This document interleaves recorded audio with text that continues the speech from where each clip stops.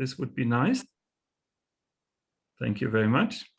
Okay, let me introduce the invited speaker of this year's NatForm workshop. We have the big pleasure to welcome Jeremy Avigad here. Jeremy Avigad, in my view of things, is a proof theorist in the widest possible sense. He started off with standard proof theory in logic, which is of course already a very interesting subject because it proves things about proofs. So there is already a very high level view of proofs involved. But then after that, Jeremy widened out in all directions which have to do with proof. So he went into philosophy of mathematics, discussing proofs and mathematical meaning and correctness there. He went into the history of mathematics, looking at historical, well, also proofs. And when formal proofs came up and became very prominent, I think he was very early to jump on this development, and he has proved formal proofs himself, very sophisticated ones, prime number theorem, as if I recall right, and similar things. And then he is also very much following and driving the development of lean at the moment. So let us welcome Jeremy as a sort of widest possible proof theorist here, and he will give us a talk on the design of mathematical language, which is of course central to what we are discussing here in the NatForm workshop. The floor is yours, Jeremy. Welcome. So thank you for that very kind introduction. So let me share the screen. Let's see. So somebody speak up and let me know if hopefully you're all looking at my screen and the slides. If there are any problems, let me know. It's a pleasure to be here. So thank you for the kind invitation. So I'm going to take advantage of the workshop format to talk about work in progress. Shortly before the pandemic began, I was asked to contribute a chapter on mathematical language to a handbook for the philosophy of mathematical practice. And I thought that would be easy. You know, as Peter mentioned, I've been interested in formalization for a very long time. You know, I've worked with a number of proof assistants, and I'm familiar with a number of proof assistants. So I thought, you know, I could just you know, reflect on some of the challenges of formalization and some of the mechanisms that proof assistants and formalizers adopt, you know, to formalize mathematics, and use that to just kind of read off, you know, interesting information, report back on what that tells us about informal, ordinary mathematical language. It was harder than I thought. You know, I'm behind deadline on the chapter. It's you know, it's become a challenge, but it's moving along, and I'd like to kind of share some of the thoughts I have so far. So just to frame the project, you know, I think it's important to think about mathematical language. You know, learning how to talk about mathematical objects properly is an important part of learning to do mathematics. And so, you know, if you're interested in mathematical reasoning and mathematical thought and how we think about about mathematics, the outward manifestations that are found in language, you know, in the way we communicate mathematics to others. So I want to, you know, think a little bit about language and how it works. And so, you know, to that end, formal languages and formal systems are certainly helpful. I mean, they're designed to sort of model mathematical language in the inferential structure. And so, you know, you can look at, you know, set theory, simple type theory, dependent type theory, categorical foundations.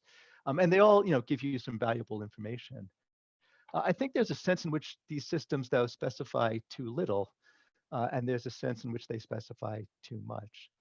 The sense in which they specify too much is that, you know, if you pull a mathematical text off your shelf, you know, you can formalize it in any one of these frameworks, and, you know, I mean, equally well, pretty much. And so, you know, what that says is that, you know, the fact that a conventional text can be expressed in any of those systems shows that that description is a little bit too fine-grained, right? I mean, there's some common core that all those systems implement that makes it possible to formalize the mathematics. And so you should think of some of the, the axiomatic systems as something low level that implement, mathematical language in a sense. And so you might want to have a higher description of what that language is. The sense in which they specify too little is that, anybody who's worked with proof assistants knows that you have to do a lot more work to make them workable. I mean, proof assistants have to disambiguate notation and manage libraries of theorems and definitions, and keep track of algebraic structures and relationships between them, and, and just let you express things in a convenient way, and, infer things and carry out proofs. And conventional formal logic really doesn't have much at all to say about how mathematical language lets you do that effectively, right? It's too low level. So formal languages provide a low level description. You might say, well, let's just go to the opposite extreme. Let's think of mathematical language as a natural language.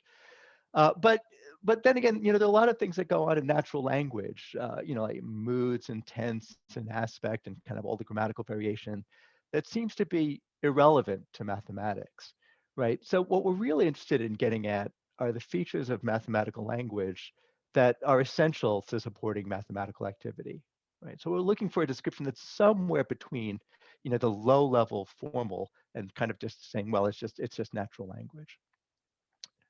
Okay.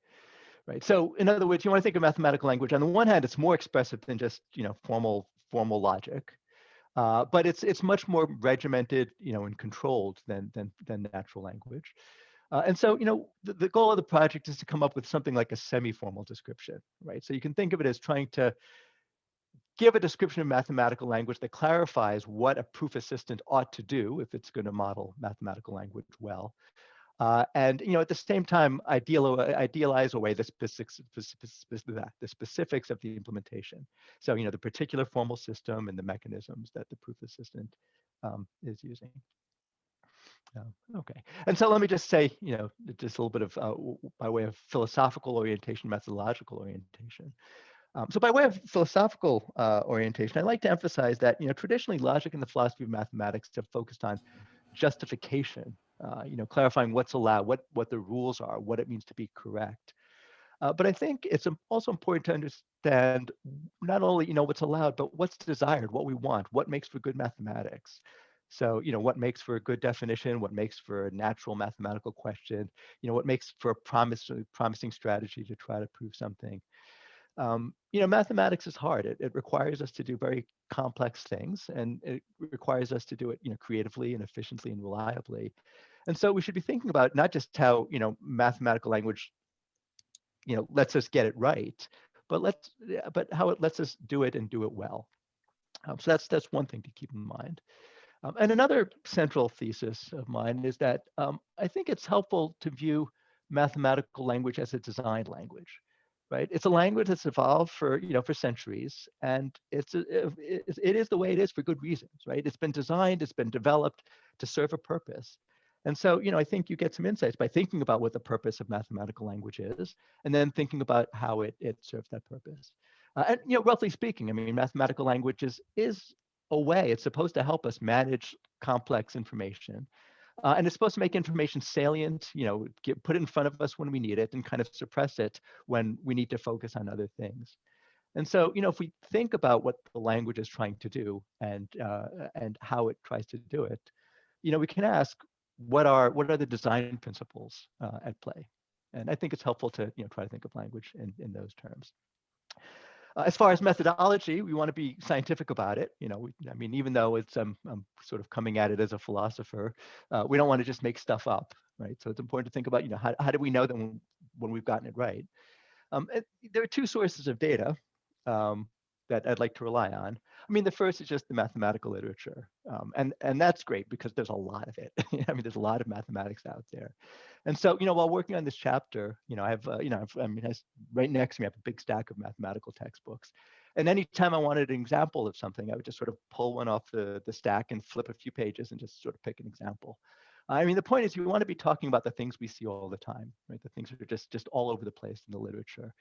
And you want to make sense of that. So you want to make sense of what we're seeing when we read ordinary mathematics. But I submit that an important second source of data to try to understand mathematical language is contemporary formalization and proof assistance and that practice. Every proof assistant out there provides languages for defining things and for stating theorems, and proof languages, language for proving theorems.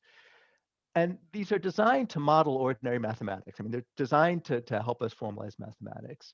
And when users complain, they say, well, I want to do this. How can I do this efficiently? And the systems evolve to support the kinds of things that users want to do to formalize mathematics. And so the experience of designing and working with proof systems, I think, can help us make sense of what we're seeing in the mathematical literature, because it's designed to support that. And conversely, I think if you reflect on what you see in mathematics and how it works, that can give us some insight as to what we want our proof assistants to do. So it's a nice kind of back and forth task. Okay, so that's a lot of framing. So after this this kind of background framing and introduction, the chapter is kind of arranged in a bunch of sections with subsections, and here's the table of contents. And it's not done yet. I'm not going to do all of this. We'd be here all day. Today I'm just going to focus on a few select topics where I think I might have some observations, some interesting things to share. Okay, so the first thing I want to talk about is the fact that mathematical language is sorted. And I think for this audience, I don't have to, it's not a hard sell. I think you know this, but let me just kind of spell it out anyhow. I mean, so this is just, this is proposition 1 from book 1 of Euclid's Elements. And the details aren't specific, aren't important. The specific details aren't important to us now. But on a given straight line, you want to construct an equilateral triangle. You start with a given straight line AB. You want to construct it. So with the center A and distance AB, you draw a circle, and so on. I mean, the point is that in this text, you've got different kinds of objects. You've got lines, you've got points, you've got circles, you've got triangles, and so on. And I mean, so the point is that when we introduce a mathematical object in a text, it's always an object of some sort. It might be. I mean, these are all snippets taken from textbooks. But it might be a locally convex topological space. You might be introducing odd primes, or a field, or a finitely generated ring, or an embedding, or a maximal ideal, or a homomorphism, and so on. Right. So there's always. So the point is that variables in mathematics, they generally range over some fundamental domain. But of course, it's not always clear what the fundamental domain is, and what you want to think of then as being predicates on a domain. So do you want to, when you see something like, let ABC be an equilateral triangle, do you want to say, well, the fundamental thing is a triangle, or the fundamental thing is an equal? Well, do you want to say it's an equilateral triangle, or do you want to say that it's a triangle that's equilateral, right? Or when Euclid says finite straight line, do you want to think of that as a straight line that's finite? I mean, they're probably not. You're probably thinking about a segment. But then you can talk about a non-negative integer. Well, it's an integer that's not negative. But maybe you want to think of it more generally as a number that happens to be an integer, and so on. Okay, so there's always the choice of what to think of as being the fundamental domain, and then what to make the predicates on the domain. Now, in axiomatic set theory, there's only one fundamental domain. Everything is a set, and so everything you're expressing in terms of predicates on that. But in mathematical practice, though, it's more useful to keep track of sortedness at a finer grain. Now, these considerations aren't unique to mathematics. I mean, Aristotle, just thinking about language, distinguished between essential and accidental properties. So, when you say Socrates is a human and Socrates is short, I mean, these are both, expressing predicates. But, but as Aristotle pointed out, we can talk about, we can imagine what Socrates would have been like if he had been a few inches taller, but still be talking about Socrates. But somehow being human is essential to being Socrates. Like if we're talking about Socrates, but but not being human, we probably wouldn't be talking about the same thing. So this is in modeling any sort of language, you can sort of make these distinctions. But it has particular effects in mathematics. So the way sorted is used in proof assistance is, I mean, it's used in a number of ways. I mean, so for one thing, just disambiguating notation. I mean, where does this multiplication occur? Is this exponentiation? Is it conjugation in a group, and so on? I mean, knowing what sorts of elements you're dealing with tells you how to interpret the expressions. But even verbal expressions. I mean, when you talk about something, being maximal, it's maximal with respect to some order. When you talk about a function being surjective, it's with some understanding that you're talking about a function to some codomain. When you talk about a function being continuous with respect to an ambient topological space. So the point is, thinking of things as being, elements of a structure or being part of a domain, that's essential to making sense of the things that we say about them. Also, thinking of x as a non-negative integer or a non-zero real number or something like that can be essential to justify an expression as being meaningful. Also, it can support inference, right? So in other words, if you have two homomorphisms between groups, if you think of them as functions and you compose them, you get a function. But if you think of them fundamentally as homomorphisms, then their composition is a homomorphism, right? There's an extra property that comes along with it. And of course, automated theorem proving and search and indexing, benefits from the fact that things have types, and you can use that to infer more information. Okay. Let's see. Okay. So I think that's what I want to say about sortedness. Oh, I should emphasize that here again. I'm not. I come from a tradition where there's been endless debates over which foundation of mathematics is better or superior, and I really, these annoy me. I'm not. This isn't an argument about which foundation is the right foundation. I don't care how you implement your proof assistant. Use any one. What I'm pointing out is that whatever you do, you're going to need to, to support mathematical language, you're going to need to manage sortedness, right? You're going to need, and so I think whatever you're doing, it helps to get some clarity. And in ordinary mathematical text, how sortedness is introduced, how it's tracked throughout an argument, and how it's used in textbooks. And then you have to make sure that the languages you implement are capable of supporting it. Okay. Let me just say, I just have one slide talking about numbers. So we think of numbers as being the paradigm examples of concrete mathematical objects. I mean, numbers like 0, 1, 2, the natural numbers. If anything's a concrete mathematical object, those are them. I think looking at the history of mathematics, it's nice because it gets you to realize that the things that you take as fundamental now we're not, we're open to debate. So for example, in the elements, number comes in with book 5, book 7. Anyhow, in Euclid, number is defined to be a multiplicity of units, but 1 isn't a multiplicity. You only have a multiplicity when there's more than 1. So the smallest number in Euclid is 2. So 0 and 1 are not numbers. But more interestingly, in Euclid and throughout early algebra, whenever you were talking about a number or a magnitude, it was always a number of something or a magnitude of something, right? So you could talk about lengths of segments, you could talk about areas of figures, but you would never add lengths and areas. They're just different kinds of things. And this held sway, throughout say Descartes, through the 17th century. So throughout most of the history of mathematics, number wasn't an abstract thing. It was always a number of something, right? And to highlight this point, I often point out to students that, in modern mathematics, you can take the number of planets and, take the length of this Suez Canal and multiply them and, add the number of I have 3 children, right? So add that, right? And, those are just numbers and you can multiply and add and you get a number. But that's, it's a weird thing to do, but mathematically it makes sense. And if you think about, well, why mathematics? I mean, given that it's a weird thing to do, why mathematically it makes sense? Why it is allowed? Why we talk that way?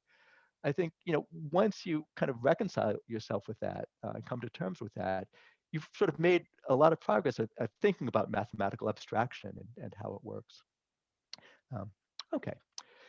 But even, with a concrete object like the number 2, I mean, there are a lot of them, right? There's the integer 2 and the real number 2 and the complex number 2. And set theory tells us, well, the integers are a subset of the real and subset of the complex numbers. So, okay, so, it's all the same 2. So that's nice. So 2 is kind of concrete. But, as Kevin Buzzard likes to point out, there's also a 2 in the p-adic numbers, for every prime number p. There's also a 2 in the quaternions. And you can ask, are all these 2s the same 2 or not? And, probably not. In fact, there's a 2 in every ring. And they can't always be the same 2 because in the integers mod 2, 2 is 0, right? So the 2 can't be the same 2 in the integers, and the 0 can't be the same 0 in the integers, because that's a problem. Okay, but okay, so let's restrict to rings of characteristic 0. So where there's an isomorphic copy of the integers, so maybe all those 2s are the same. But of course, that's hard to maintain as well. I mean, you might talk about 2x2 matrices of reals, and so the 2 in that ring is a matrix, is a matrix, and so you'd have to do all kinds of crazy shenanigans to make this 2 the same as that 2. And so we often identify the integers in these different structures, even though they're probably foundationally different, however you want to model it. And not only do we identify, elements of isomorphic structures, we also identify structures, right? So, for example, here's an argument. So if we talk about the integer 0, 1, the integers modulo 2, 0, 1 with addition modulo 2. And if I say, what's that? You say, well, that's just the 2-element group, right? But of course, you can also take 1 and negative 1 with multiplication, right? And that's also the 2-element group. Now here's a non-controversial statement, right? The identity of the 2-element group is the identity of the 2-element group. I mean, that's just reflexivity. And so what do you get from these? Well, I mean, the identity in the first group is 0 and 1. So we've just proved that 0 is equal to 1. And okay, so this is a joke, and it's not a very good mathematical joke. I mean, it's really not all that mysterious. You can treat the things mathematically as being the same as long as you're only talking about things that respect their sameness and don't talk about the differences. So we can talk about these both as being the 2-element group insofar as you're talking about them as groups and their properties as groups. Right? But as soon as we start talking about them as groups with an underlying carrier set, then of course, the specific nature of that carrier set, becomes relevant, and we can't talk about them as being the same. Right? And this, fits well with philosophical views of structuralism. That when we talk about mathematical objects, we're talking about elements of structures. So, in the 90s, when I sort of came of age, came to a philosophy department, there was this philosophical structuralism. And the slogan was that, mathematical objects, metaphysically, they're just places in structures. But, we only care about structures up to isomorphism. And that leads to, kind of, interesting problems, right? So, when we talk about isomorphism, that depends on having a particular, what's the language, the ambient language we have in mind, and what counts as the signature depends on the context. So, for example, what happens when you talk about I and the complex numbers, right? So in the 90s, Yuka Karenin, who was a philosophy graduate student at Pitt at the time, launched this devastating criticism of the structuralist view. He said, look, if you want to think of I as being a place in the structure, well, there's a non-trivial automorphism of the complex numbers. So, whatever I is minus I is the same thing, but they're different. And so how do you make sense of that? And again, this is kind of a mathematical joke, and it's an easy one to respond to, right? When we talk about the complex numbers, when we talk about I in the complex numbers, we mean the complex numbers with a fixed choice of I. I mean, as mathematicians, we know damn well that there are 2 of them, and pick one and call it I, and that's what we're talking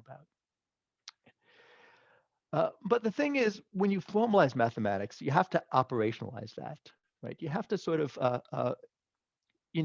recognizing that we can transfer things between, that respect sameness, we need to actually operationalize that so that, we're tracking what you can transfer from one concept to another. And I thought a little bit about, how that plays out in Lean, all the things that we do to support that kind of identification. And I came up with 4 strategies. So they're summarized as avoid specificity, favor equality over identification, just go structural, coerce. So let me just tell you what I mean by each. So one thing that you do when you formalize is you just try to avoid talking about concrete structures. So, when you say for every x and y, x plus y equals y plus x, you don't think about that as a fact about the integers or the rationals, or the reals, and worry about whether it's the same fact or a different fact. You think about that as, holding in any commutative group or commutative monoid or commutative semigroup or whatever. You just state and prove it generically and find instances. And so then you don't have to worry about, identifying, whether it's the same fact. And this plays out in lots of interesting ways, right? So for example, when you talk about Rn, n tuples of real numbers, I mean, formally you might think, well, they're just, n tuples, and an n tuple is just, a map from a canonical index set, an element index set. But if you formalize your mathematics that way, you have trouble identifying, Rm plus n with Rm times Rn, because, here this n is really, m plus, m to m plus n minus 1, that things just don't line up. In Lean, in the formalization of linear algebra, we talk about, n tuples, but here we let n be any finite indexing type. And the point is that if you state all your theorems about any finite type, you don't have to worry about identifying them, right? Your theorems hold generically for whether you go from 0 to n minus 1 or 1 to n or anything like that. So that's one strategy. Another strategy is when you can, get identification to be equality, go for it. So sometimes it's useful to do arguments where you have a predicate for being an integer. You're doing an argument about the reals or something like that. I mean, Kevin Buzzard once, kind of raised the problem of the fact that, algebraically, when you construct, the rationals and you join the square root of 2 and then the square root of 3 or vice versa or both at once, you're building 3 different structures, and then it's a pain in the neck to identify them. If you think about them as subsets or subfields of the real numbers, then they're all the same. And that speaks for, then having your library not about fields, but having theorems about subfields so that you can, just talk about these as being the same subfield. And something like that happens in the mathematical components library, which was used to formalize the Phi-Thompson theorem. The theory of group theory there is really cast as a theory of subgroup theory, right? All the theorems are about subgroups, rather than groups, for exactly this reason, that you want to think about subgroups from an ambient group, and then not have to go back and forth between thinking about them as elements of different groups and sort of elements of that can interact with one another. A third strategy is just algebraic, go structural. Do algebraic things that avoid having to identify things. So you don't have to worry about whether elements of a subgroup are the same or different. If your theorems don't talk about subgroups, they talk about homomorphisms and homomorphic images and so on. Instead of linear spaces, subspaces, I should have said. Reason about mappings between spaces. Instead of saying that R is a subring of S. Prove things about, a ring S that's an R module, right? Which covers the same case, but it also covers the case where that R is just embedded, into S. Or simply, instead of talking about field extensions, talk about K subalgebra, K algebra structures on L. And so, with algebraic tricks and insights, you can often state and prove theorems. Sorry, there's a typo. Prove theorems in terms of structures and mappings. And finally, sometimes you can't avoid identifying structure, with its homomorphic image, and then you just suck it up, right? You just do coercions, right? You insert a coercion from the integers to the reals, and that can be a pain in the neck, but in Lean we do it. There's automation, and you make it work. Okay, so understanding mathematical language, I think it's important to understand how we identify structure. And so I've given you a story here. I mean, so look, mathematicians do it all the time. They do it without thinking about it. They sometimes, when you point out, you say, oh, you're identifying this with that. It's not even obvious that it's happening. They just do it kind of subconsciously. And now I've said, okay, so to make sense of this, we need an ad hoc list of coping mechanisms. And you might think that, if I have to tell such a complicated story about something that's so mathematically fundamental and natural, then something's wrong, right? There has to be some simpler story as to how identification works. But I don't think so. I mean, learning to do math is hard. It takes us a long time to do it. I mean, even the best among us, it takes us a while. And learning to think mathematically requires learning how to mediate between different views of structures. And I think that, as part of a mathematical education, we learn various ways of recognizing structures as being the same and different and keeping track of when you can treat them the same as not. And we internalize them. It becomes part of our bones. It becomes part of our DNA, and we just do it. To the point where when you ask, well, how do you do this? It's not clear at all. But the fact that we do it, I mean, I think there's something there. And so what I'm saying is, we have to recognize that identification is fundamental. It's fundamental to make sense at a very basic level to making sense of what we do when we do mathematics. And so let's take it seriously and try to understand, how it works and how we can support it and improve assistance. Okay. All right. So in the home stretch, so I think in the time I have remaining, and by the way, I've been aiming to go for about 50 minutes and leave time for discussion. So if that, Wonderful. yeah, okay, Go good. ahead. So in the time I have remaining, let me say a little bit about mathematical proof. Um, and in doing so, I think I will kind of dovetail and uh, support some of the things that were said in the previous two talks. Um, so, in proofs, mathematics are the coin of the realm. According to formal logic, a proof is, well, one view, one definition is that a proof is a sequence of lines where each line follows from previous lines by a rule of inference. As Kensho Suwasaki pointed out, logicians often like to draw diagrams with branching trees and so on. It's important to recognize that in real life, even though there are kind of sub goals and branching and so on, proofs are really remarkably linear. There's a strong tendency to keep them as linear as possible. So sometimes there's a proof by cases, and you say case one, case two, and they're clearly marked. So sometimes there's branching. Sometimes you do a proof by induction, and you have to do a base case and induction step, and so there's again a branch there. Or sometimes you apply a theorem, and then you have to dispel a side condition. So sometimes they're kind of sub goals breaking off and being taken care of. But again, the tendency is to keep proofs as linear as possible. Okay, but so now I want to think about, so for those of you who have done formalization, I want you to think for a second about what the biggest difference between informal and formal proof is. And I'm going to give you my candidate, my proposal. Right. So to prompt intuition, let's think here's a line that you might see in a proof. You might have a prime number p, an integer n greater than 0. You might know that p divides n, and then you say, so therefore n is greater than or equal to 2. Now, the point is not that, this doesn't require any thought. I mean, you might have to think about it a little bit. I mean, so, the smallest prime is 2. P divides n, then, p is less than or equal to n unless n happens to be 0. Oh, but it's not, right? So then you can infer that n is greater than or equal to 2. And the point is also, I mean, it also has, in Lean, this also has a one-line justification. So here is, here's the statement that p is prime. I've given it a name, n is greater than 0, p divides n. And here's the justification.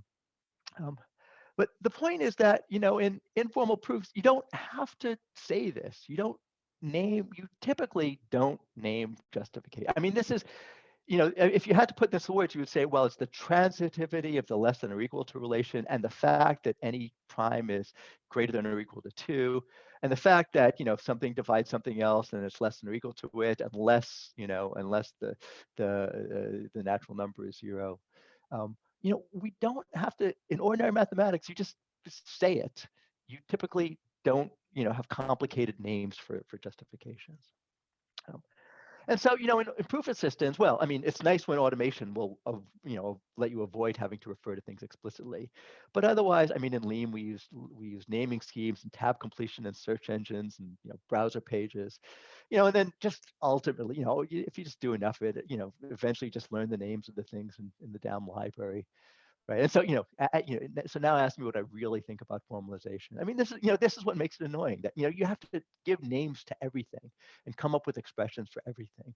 Whereas in formal mathematics, you don't, because there are various devices that, let you indicate reasons implicitly or explicitly, but without that level of detail, right? And again, I encourage you, just pull out a math textbook and look through it and think about how it happens, right? So sometimes it's just, hence, it just follows. You don't give a reason. Sometimes there's something, well, by our previous results, I mean, that's a pointer, or, because H is connected, you refer back to a fact. Now we can see that all the maps in the commutative diagram are by induction. Okay, so now there's a name of a principle using the evident fact that if 3 maps in a commutative square are isomorphisms, then so is the 4th. Okay, so there's a description. I mean, these are the kinds of justifications you see, and we should think about. Oh, here are a couple more. This comes from, I think, Billingsley's textbook on measure theoretic probability. There's so here. So from this, it follows that. So there's a naming of fact, and then by a change of variables, so there's a name of a principle, there's a number, there's a named theorem, the bounded convergence theorem. And again, here's another one. Here's a named theorem, and then a named fact. Right? There are lots of mechanisms that books use to kind of give justification. Sometimes it's saying, a named theorem, and it's, by the prime number theorem or by the bounded convergence theorem. Sometimes it's a property, by induction, by transitivity, something like that.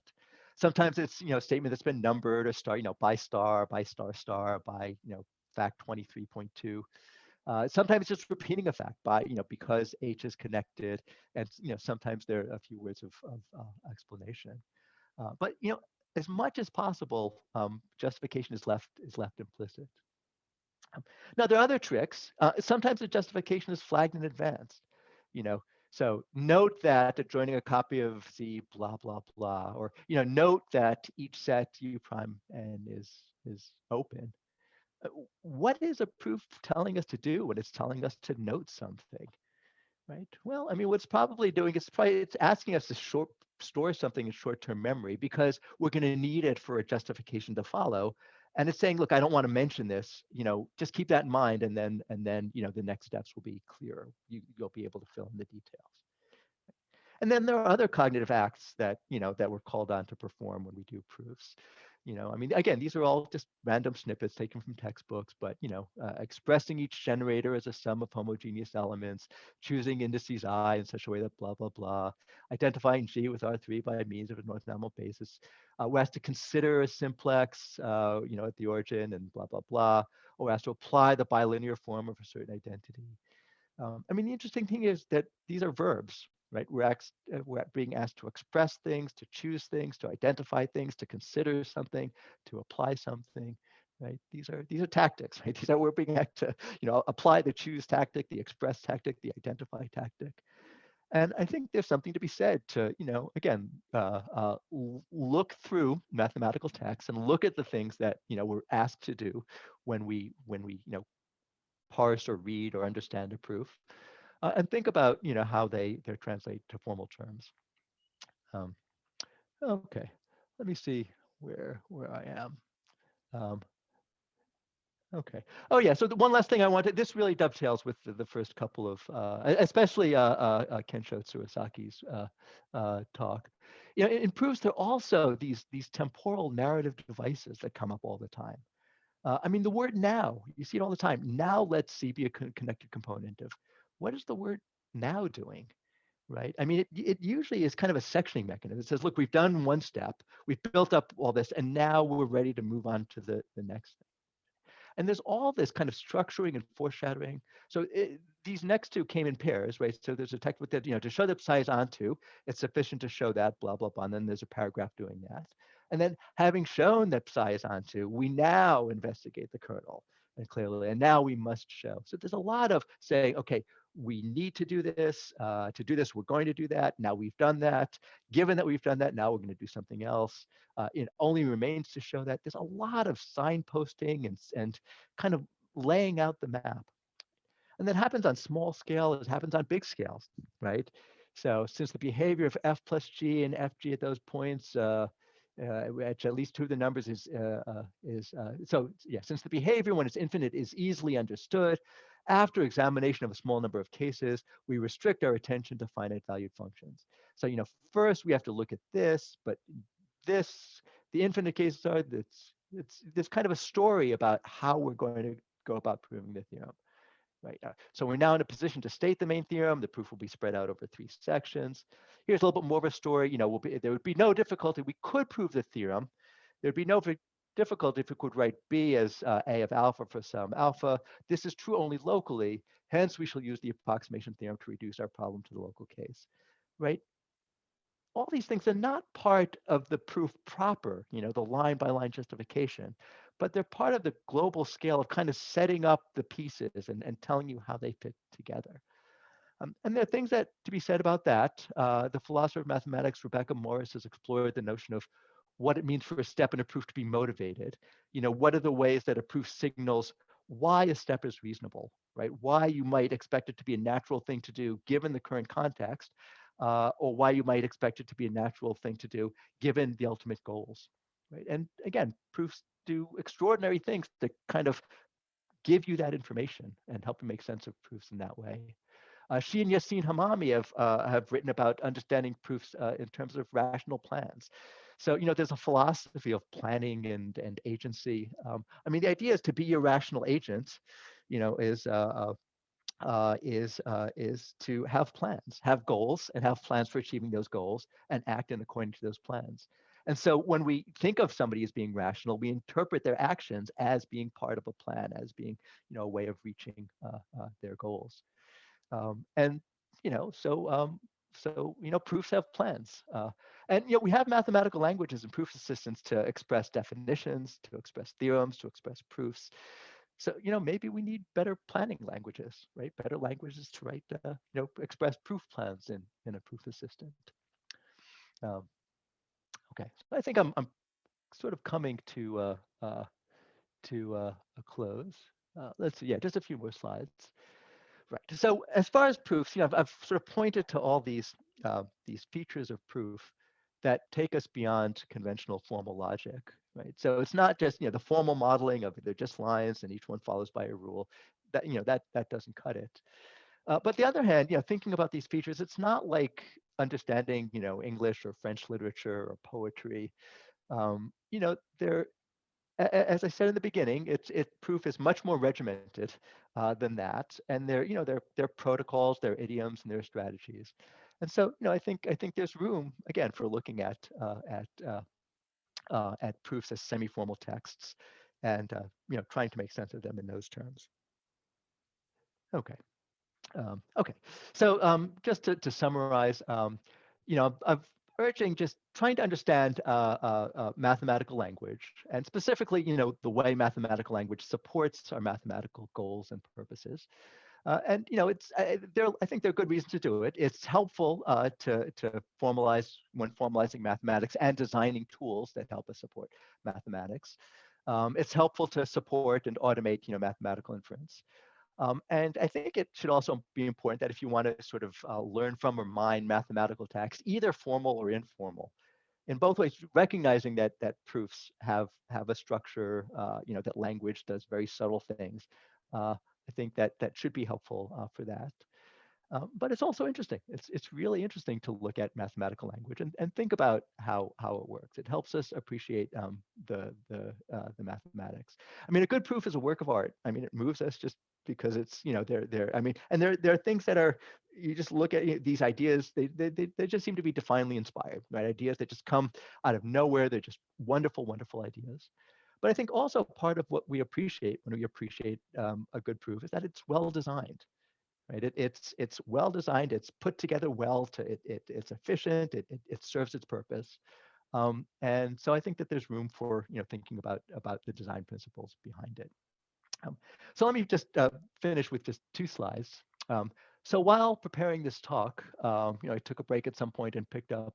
So I get the communications of the Association for Computing Machine Research. The ACM is the big computer science organization in the US. So this is just their monthly publication. So Niklaus Wirth is the guy who designed Pascal, and this is about the 50th anniversary of the Pascal programming language. So he wrote an opinion piece. And at the end, there's this paragraph. So he wrote that the principal purpose of a higher level language is to raise the level of abstraction from that of machine instructions. And here he's talking about higher level programming languages. Okay. So examples are data structures versus word arrays and memory. So, right, so you want to think in terms of data structures. You don't want to think in terms of memory and memory addresses and so on. And similarly, he says, or conditional and repetitive statements versus jump instructions, right? You don't want to think about the machine language. You want to think about, what an if-then statement does. So it goes on to say that a perfect language should be defined in terms of mathematical logic of axioms and rules of inference. No reference to any computer or mechanism should be necessary to understand it. This is the basis of portability. This is what makes, programming languages portable across platforms. And right, so the way to think about it is, when we implement an algorithm is something abstract, like bubble sort or something like that. You implement it in a programming language, but even a programming language is kind of an abstraction over an underlying machine model. And so what I've been telling you now is that sort of mathematics is something abstract, but we deal with mathematics with mathematical languages. And I've been trying to make the point that the mathematical language is something higher than this kind of formal language or formal underlying framework. So I played the game of taking this quote and just trying to change a few words to see what happens. So here's my my translation to the context here. So the principal purpose of mathematical language is to raise the level of abstraction from that of axioms and rules. Examples are sets and functions versus their formal representations, or algebraic structures versus their set theoretic definitions. A perfect language should be defined in terms of mathematical ideas of concepts and methods of reasoning. No reference to any formal system should be necessary to understand it. This is the basis of communication. And again, the analogy is, we implement a piece of mathematics in a mathematical language, right? And in turn, that has to be implemented by a formal language. By a formal languages and formal foundation, right? But I think there are things that we can say about mathematical languages that that kind of are more abstract, above the level of the formal foundation and the particular implementation. Whether you're using type classes or canonical structures and how the search is to be done. What you really want to talk about is the effect, the mechanism, what needs to be done to make sense of a piece of mathematics. And that's it. That's what I have to say. So thank you very much for listening. And yeah. Thank you very much, Jeremy. Fascinating talk. And I would like to open the discussion. I see two hands. I think Joe Wells was first. Hello. Thank you for the fantastic talk. I have lots of questions. I'm only going to give you two of them. My first question is, could you say a bit about how you seem to say that you were disagreeing with Mohan Ganesh-Lingham's presentation of mathematical language. When I read his stuff, I got the impression that he was quite explicitly pointing out that most features of natural language are not relevant to mathematics. So he seemed to actually be agreeing with you, but I was wondering if, was there any point of disagreement, things that you thought he had wrong? Oh, no, so no, I think no point of disagreement. I think when, and it's been a while since I read the book, I think when Ganesh-Lingam, when the book first came out, a number of people in the formal methods community were disappointed that the book was kind of naive about all the efforts in type theory and proof of, I mean, a lot of the issues that he was kind of addressing had been well studied in the community. But no, I think so. So maybe that it's kind of wrong to set him up as a foil. I just wanted to make the point that for the most part, thinking of mathematical language as a natural language is not the answer. We really do want to focus. Yeah. So I don't think it's a strong point of disagreement. My second question is, are drafts of your chapter available for review? Oh no, it's kind of too much of a mess, but I'm almost done with it. I'm almost done with it. Because I would be delighted to give you feedback on it and Okay. have a first chance. I appreciate it. Like I said, every couple of months I get another email from Springer, and I have to say, can you push the deadline forward? I'm hoping to have it done in a few weeks. I have a draft done in a few weeks, and yeah, I'll send me an email to remind me. But I'd be happy to let you know. That would be fantastic. I've got more questions, but I'm going to let other people go now. Yeah, there are a couple of hands up. In my list here, next is Michael Kohlhase. Please go ahead. Yeah, so thank you for a very nice and inspiring talk. One thing I would like to remind you of that is something you might want to take into account is that mathematical language and say tactic languages or languages addressed to computers are addressed to, I would say, different information processing systems. Typically, the type theoretical languages are very, I would say, functional, and there are certain things you can do natural in those that we all know and love. Whereas the human cognitive system is very, I would say, imperative and state-based naturally. So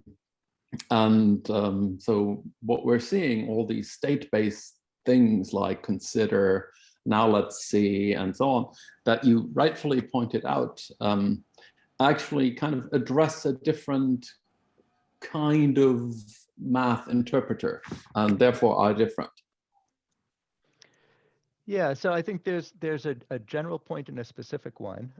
So let me say address both. So I am right. The general point is, so when you take kind of, so I've often written about mathematical understanding as something that's both common to, we want to understand how we understand mathematics, and we want to get better automation. So we want to understand how machines can do it. And as you point out, the way machines do things, I mean, we have different strengths. Right. So the way, current computer architecture, the kinds of things they can carry out, very different from the kinds of things that we can carry out. And so, a priori, there are, possible differences. In general, I think there are likely to be a lot of commonalities. I mean, we're both up against combinatorial explosion, right? I mean, it's, when you sit down doing mathematics, blank sheet of paper, all the things you can say, you got to figure out what comes next. And it's the same thing, machines, even though they can hold lots more things in short-term memory, it's just a context problem. It's what guides the thinking, what guides the reasoning. So I think no matter what you do, even though there are fundamental differences, I think there's still a lot in common that, whatever we're doing, whatever machine's doing, it's information management, context management, limiting the search space, heuristic, it's guidance, right? There is a lot that we both have to do. Specifically modeling the proof languages and what proofs can and so on. I mean, tactical languages tend to be, I mean, they're functional, but you apply tactics incrementally and they change the state. I mean, so when you're working with a proof assistant, you're looking at a certain, I need to do this. Oh, let me introduce this. Let me note this. Let me apply. I mean, the kinds of verbs that you see in proof languages, there are tactics that do, I mean, tactics. I mean, there's a choose tactic in Lean. There's an apply tactic in Lean. There's, you try to model tactics that induce the same state change, on the goal, on the context, that a proof is supposed to induce. So I'm not convinced that there isn't that. I mean, yeah, I mean, the architecture is different, but at least in an interactive theorem prover, when you work interactively, you've got a local context. There are the things in mind at a point. There are the goals, the things you're looking at. And applying tactics changes the state. It puts things into the context. It changes the context. It changes the goal. And I think it's not too different from, I mean, what that tries to do is model what happens when, when you find instructions and proofs. And so I don't know. It's a good question. So maybe there are differences, but I think there are also some commonalities. Yeah, let's go on. Next question by Jihan Marasinghe. please. Yeah. So can you hear me? Yep. Okay, brilliant. I've probably got a million questions, so I'll just ask a few of them.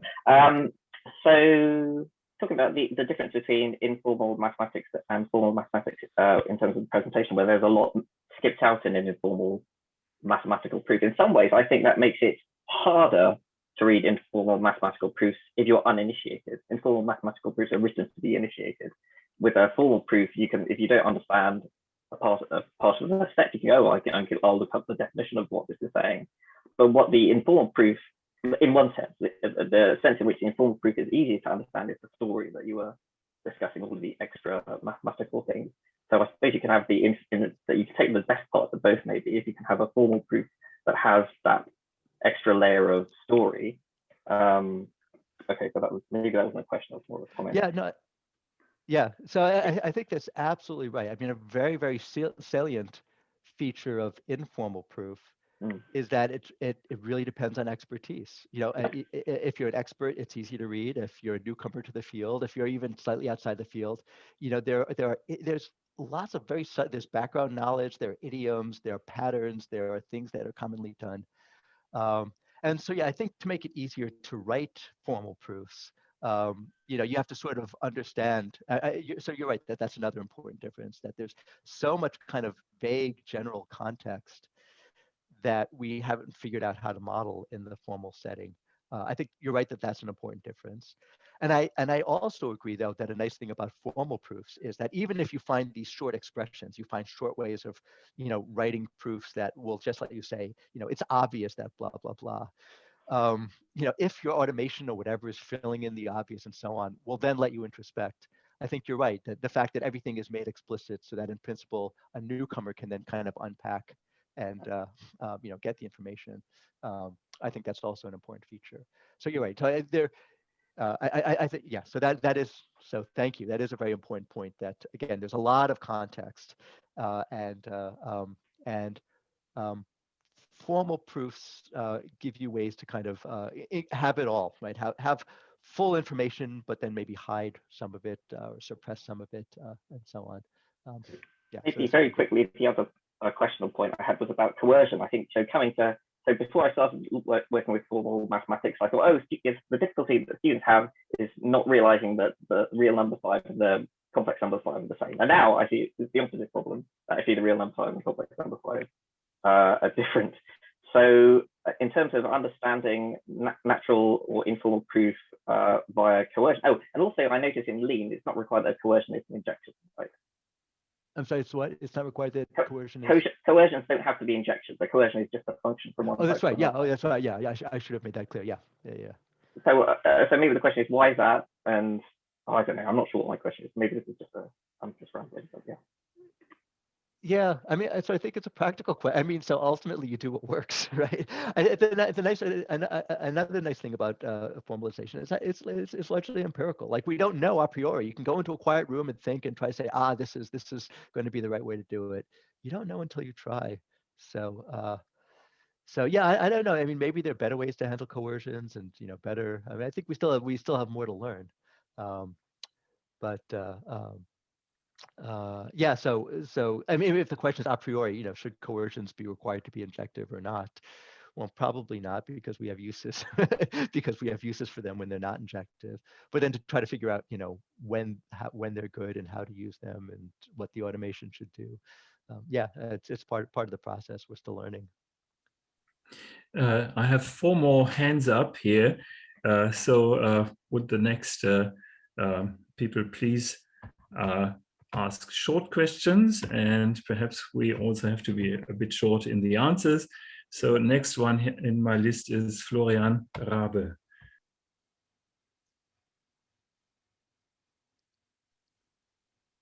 Florian, are you there?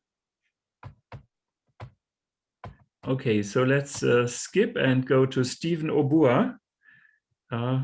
What's your question? Okay, I see Florian there. He just doesn't have his microphone on, I think. But okay, so basically, I found myself nodding along with everything Jeremy said, especially with sortedness.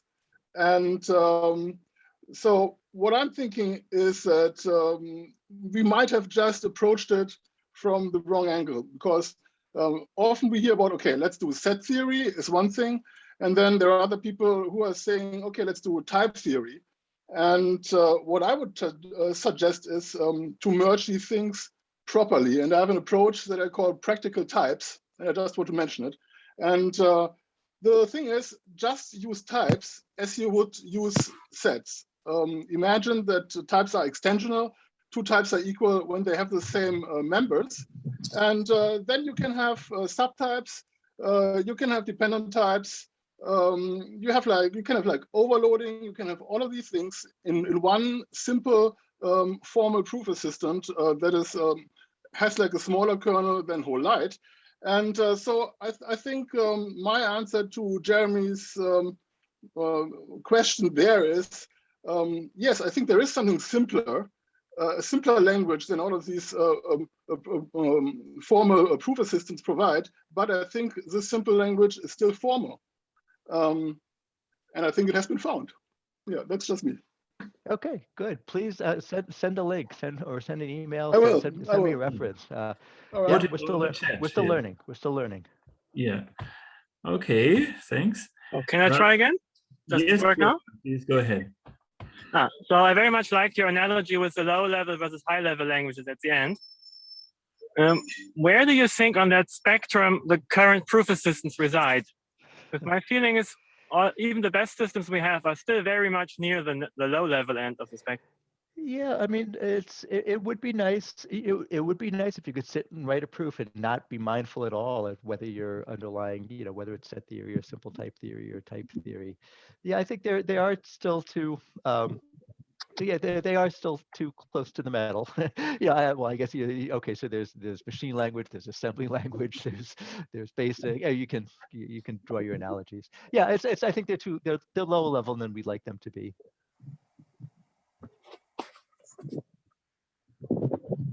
All right. Then I'm calling now Bulwi Cha. Please ask your question.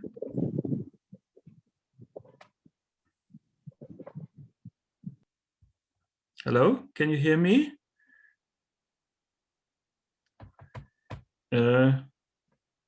Right, so maybe I ask a question instead, and maybe it's the same question that he wanted to ask. I think in natural language and in informal proofs, you find a lot of ambiguity. Isn't perhaps ambiguity rather characteristic and part of the language and not something that has to be driven out? So yes, in the sense that, I mean, people who work in dependent type theory know that the full elaborated expressions, there's a lot of information there. And what you want to write, you leave a lot out and it gets filled in. So okay, so there's ambiguity that can be resolved at the level of sentence. I mean, so when you write x times y, well, a priori it's ambiguous what kind of multiplication you mean. But then at the level of reading the sentence, you can say, well, x and y are elements of a group.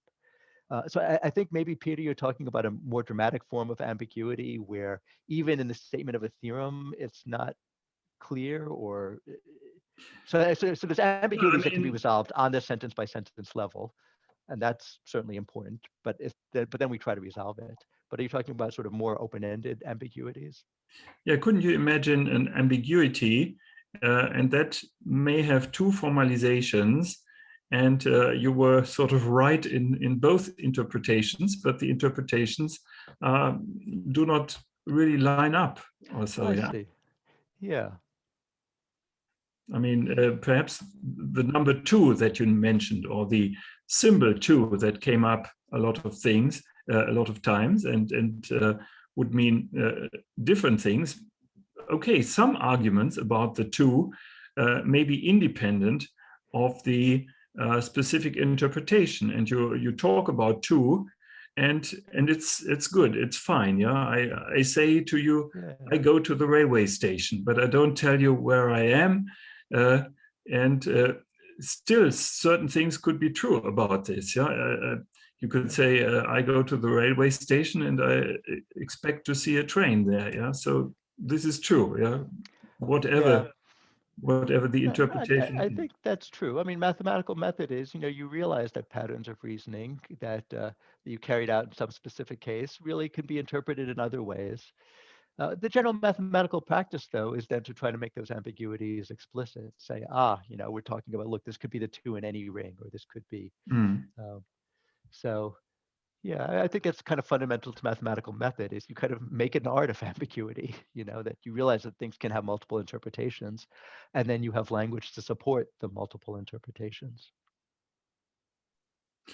I would ask Stepan Holub to ask the last question in this discussion session. Please go ahead. Thank you. I want to ask a rather hopeless philosophical question, which can be probably quickly dismissed. So you focused by design on language. So I would like to know, what's your take on the question whether the duality between the language and the object that is described is still somehow salient in mathematics, as it was for the Greeks, for example, or whether nowadays, everything is language and just different levels of language. Yeah, I often get myself in trouble with philosophers, because as Peter mentioned, I was trained as a proof theorist. So for me, everything is language and rules. Okay. So, semantics means just explaining language and bigger language and so on. But let me say, so, the syntax, I don't think the syntax semantics distinction is nonsense or not useful and so on. When I do emphasize syntax, I do want to emphasize that that's what's immediately available to us. That's the data. That's the low level. Whatever we say has to square with what we see in the literature. But no, I have nothing against kind of semantic accounts and trying to sort of understand what we see in the language by reference or talk of objects and what they refer to. So no, I don't think, even though I'm syntax. I think some story where there's syntax and semantics and that's how we're making sense of it, I think that's still valuable. Yeah, let me close this discussion now by thanking Jeremy and all the participants again. I think this was a great talk, a great discussion, and we are looking forward to your finished manuscript. I think you have a big audience already, and I think you are putting certain thoughts that perhaps we are working on technically, we have to resolve this and that. You're putting this in a larger perspective, and this is very important for the progress of the field. So thank you very much again for coming to NatForm, and we will now start our coffee break, and we will restart the session in, I think it's 20 minutes from now at